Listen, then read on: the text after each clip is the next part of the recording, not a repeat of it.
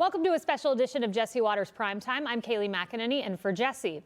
Well, we start with a Fox News alert. Tonight, we will show you an exclusive interview with Pima County Sheriff Chris Nanos. He shares key details on the investigation into Nancy Guthrie's abduction. But first, to this.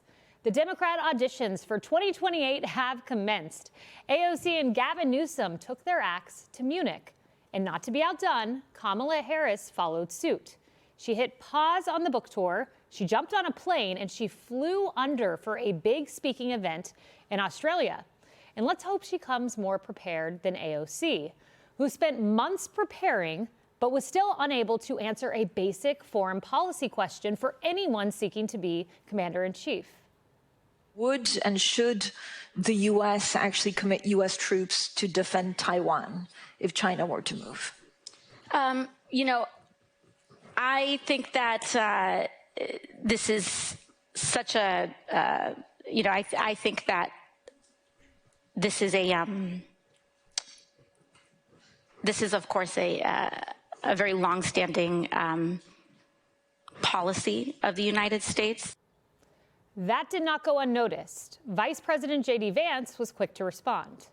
Does anybody really believe that AOC has very thoughtful ideas about the global world order? No, this is a person who is mouthing the slogans that somebody else gave her. And it shows how thin the Democrats' policy actually is on all these very, very important questions.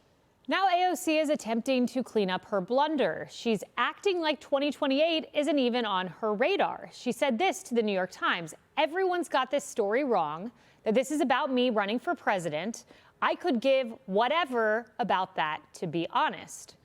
But a foreign policy focused outing on the world stage for a U.S. Congresswoman strongly suggests a run for president. She is not fooling anyone, especially Trump." I watched AOC answering questions in Munich. This was not a good look for the United States. I watched Gavin Newsom answering questions in Munich, and this was a bad look for our country. These two people are incompetent. And at least Hillary's competent. She's just Trump deranged. Stephen A. Smith, meanwhile, also widely touted as a 2028 contender, is striking a much different tone from the rest of the field. You worry about racism if he ran for president? No. I know it exists. I know that you can't escape it, but I do not believe it is as prevalent as some on the left would like us to believe. I do believe a vast majority of Americans judge you on the content of your individual character rather than the color of your skin. Is Stephen A. running for president? Certainly sounds like it, and unlike AOC, he's coming with common sense. The borders needed to be closed. He was right to do that, but only because Biden opened them. Had Biden followed Barack Obama's method and his plan and what he did in deporting even more people than Trump did in his first term, you wouldn't hear me saying that. But when you let anywhere from 12 to 15 million people cross the border illegally, swearing in our face, spitting in our face and telling us it's raining, figuratively speaking, by telling us there was no border crisis when clearly there was, emergency efforts were necessary. Trump won in 2024 by promising to close the border, crack down on crime, and get the economy back on track. You can already see the results. Inflation is down to 2% with no recession in sight, despite what the critics said. And Trump posted this on Truth Social: "Our country is bigger, better, and stronger than ever before. Working hard, enjoy your day." Trump's putting money in your pocket, and Democrats are raiding your pocket. In order to get to this point of closing the gap on both this fiscal year and the next fiscal year, we are forced to raid the rainy day fund, the retiree health benefits trust reserve, and to increase property taxes across these other years. Yikes. Now, it doesn't sound like the golden age in New York. Mamdani isn't stopping there either. He is letting criminals raid the streets, too. Over the weekend, a repeat offender allegedly pushed a woman onto the subway tracks and punched another woman in the face. And this is not the first time. According to sources, back in 2023, the same man punched a 67-year-old woman on the subway.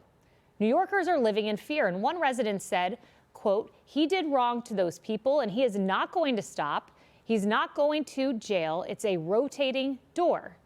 Meanwhile, back in 2019, listen to this. I couldn't believe it. Mamdani's health czar reportedly launched a nonprofit that assisted registering patients in mental hospitals to vote.